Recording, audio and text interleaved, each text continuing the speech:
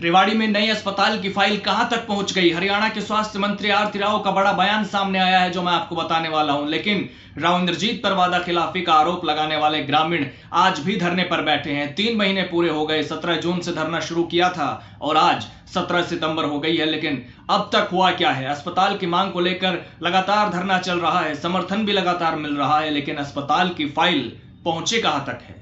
दोस्तों नमस्कार, मैं आपका यार जतिन पत्रकार। रेवाड़ी में नए अस्पताल की मांग को लेकर रामगढ़ भगवानपुर गांव में लगातार धरना चल रहा है। 3 महीने पूरे हो गए, ग्रामीण आज भी धरने पर बैठे हैं। राव इंद्रजीत पर वादा खिलाफी का आरोप लगाया था और तब से अब तक ग्रामीण धरने पर हैं। इसी बीच कई गांवों से आवाज उठने लगी अस्पताल की, शहर से भी आवाज उठी, लेकिन इन सब के बीच हरियाणा के स्वास्थ्य मंत्री आरती राव का नया बयान सामने आया है।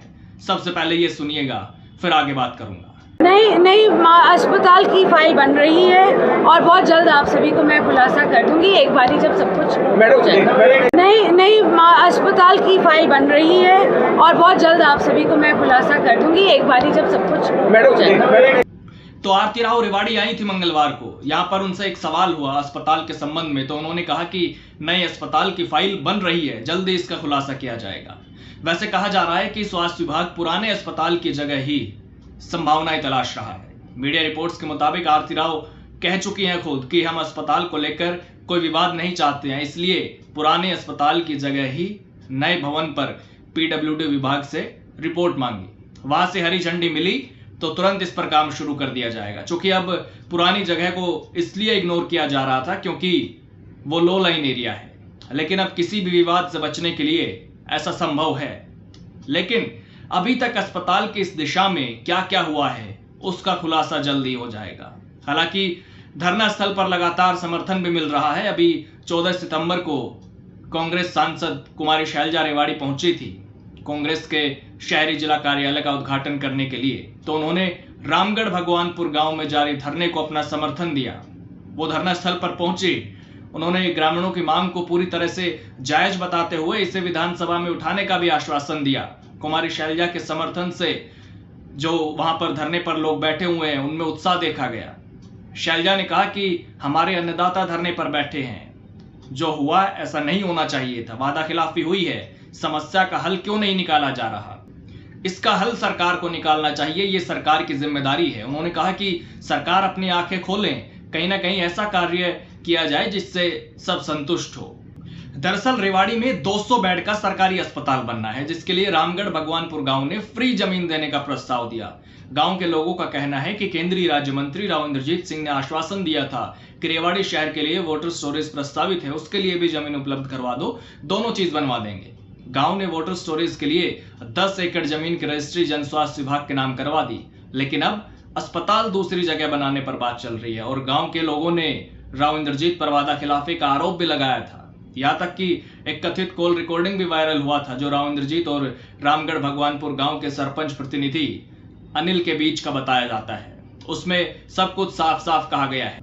राव इंद्रजीत आश्वासन देते हुए भी नजर आए, लेकिन जब इस काम की तरफ कोई कदम बढ़ते हुए नहीं दिखे ग्रामीणों को, तो उन्होंने रेवाड़ी में राव इंद्रजीत के आवास के बाहर प्रदर्शन भी किया और उसके बाद धरना शुरू कर दिया, जिसके बाद एक महापंचायत भी हुई। अलग अलग गांवों की पंचायतों ने समर्थन भी दिया। यहाँ तक कि बीजेपी के पूर्व विधायक रणधीर कापड़ीवास ने भी सीएम से मुलाकात की थी इस संबंध में, और उसके बाद महापंचायत में भी कई नेता पहुंचे थे। लेकिन राव इंद्रजीत सिंह का बाद में एक बयान सामने आया। राव इंद्रजीत ने कहा कि मैंने पता किया तो पता चला कि भगवानपुर गांव में मुझे 60% और राज बब्बर को 40% वोट मिले हैं। सरपंच प्रतिनिधि अनिल ने कांग्रेस प्रत्याशी राज बब्बर के लिए एजेंट बनाए हैं, यानी राजनीतिक बयान दिया, कांग्रेसी बताया। जिसके बाद राज बब्बर भी रेवाड़ी आए और उन्होंने कहा कि अस्पताल के मुद्दे को 40 या 60% में मत बांटिए, अस्पताल बनेगा तो 100% लोगों को फायदा होगा, आसपास के लोगों को भी इससे फायदा मिलेगा।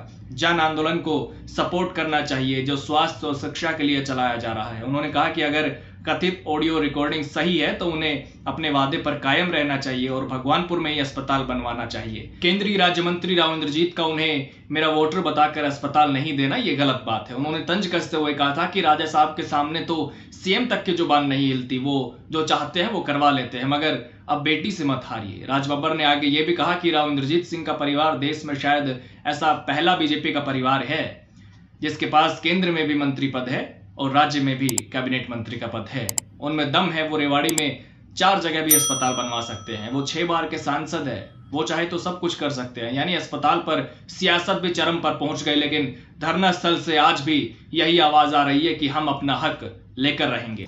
लेकिन यहाँ पर कुछ बड़े सवाल भी हैं। क्या वोट बैंक देखकर काम कराए जाते हैं? और अगर ये कथित कॉल रिकॉर्डिंग सही है और यहाँ अस्पताल बनवाना संभव नहीं था तो राव इंद्रजीत ने आश्वासन क्यों दिया?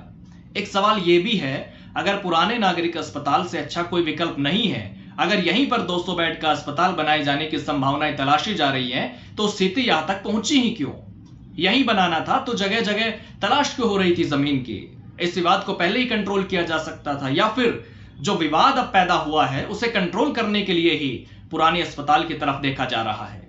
आप अपनी राय जरूर दीजिए। हमेशा की तरह आपके लिए कमेंट बॉक्स के दरवाजे खुले हुए हैं। लेकिन जो भी है, अस्पताल जल्द बनना चाहिए। देरी हो रही है काफी 200 बेड के अस्पताल के निर्माण में। नमस्कार।